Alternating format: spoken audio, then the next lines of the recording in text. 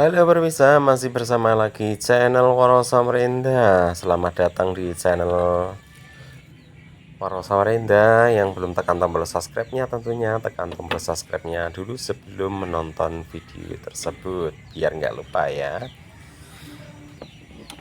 Oke, pemirsa semuanya sudah hadir di channel Waro Samarinda. Di sini saya akan share buat kalian lagi nih mengenai overload dan PTC, dan di sini saya menemukan kasus overload PTC yang sudah diganti ya. Katanya sih temennya yang ganti, bukan pemiliknya sendiri ya. Jadi temennya itu dia bermodalah menonton YouTube, ternyata dia bisa mengganti PTC dan overload ya teman-teman ya.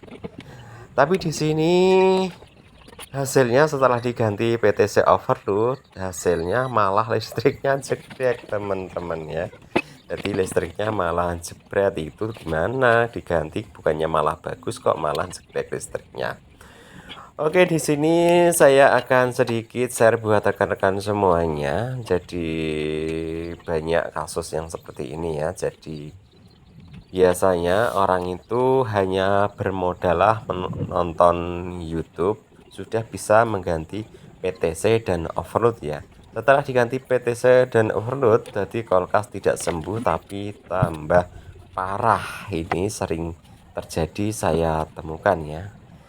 Jadi memang saya akui sering membuat tutorial kulkas tidak dingin, kita ganti overload selesai ya.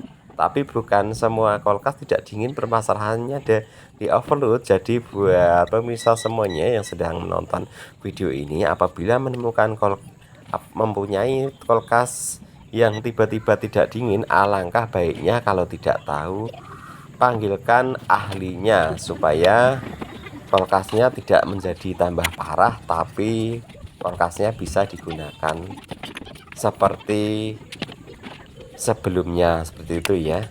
Dan di sini ternyata setelah kita pasang lagi overload dan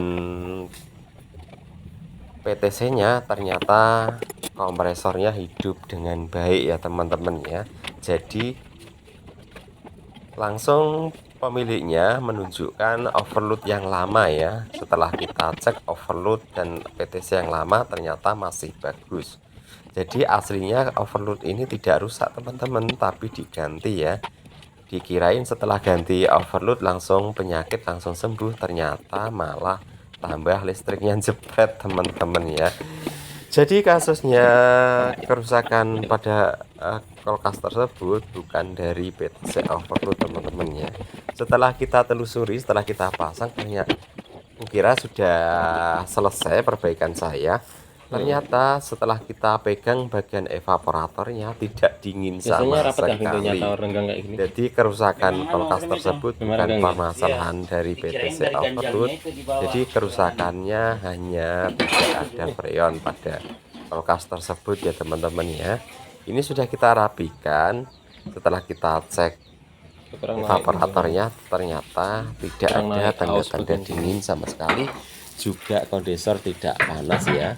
Ini kita pegang-pegang bagian atas tidak dingin. Oke, langkah selanjutnya yang kita lakukan, coba kita isi freon. Setelah kita isi freon, ternyata juga hanya mampu semalam. Akhirnya pemiliknya langsung saya suruh belikan kondensor teman-teman ya. Malam itu juga saya langsung datang kembali, kita perbaiki, kita ganti kondensor, sudah selesai. Oke pemirsa, mungkin sampai di sini dulu, hanya sedikit share ya, sedikit pengalaman kita share buat rekan-rekan semuanya. Jadi waspadalah dengan kerusakan kulkas. Apabila menemukan kulkas yang rusak, mendingan kita panggilkan teknisi ya. Dan di sini saya masih proses perbaikan pintu. Dan mungkin videonya sampai di sini dulu, dan terima kasih yang menyaksikan video ini. Mudah-mudahan